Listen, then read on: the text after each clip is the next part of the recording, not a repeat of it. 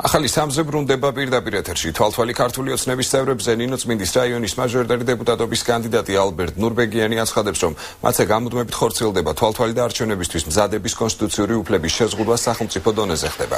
ქართული ოცნების ნინო წმინდის შტაბის ხელმძღვანელის თეიმურაზ ჩოჩუას თქმით, მათ გადაადგილებას 7 მანქანა აკონტროლებს. მისივე განცხადებით, შტაბი ვერ ახერხებს ოფისის დაქირავებას, რადგან ხალხს აშინებენ. ეს არის ჩამონათვალი და ეს არის ნომრები იმ მანქანების, ვინც დღეს კანონსაწინააღმდეგო ქმედება 24 საათის რეჟიმში.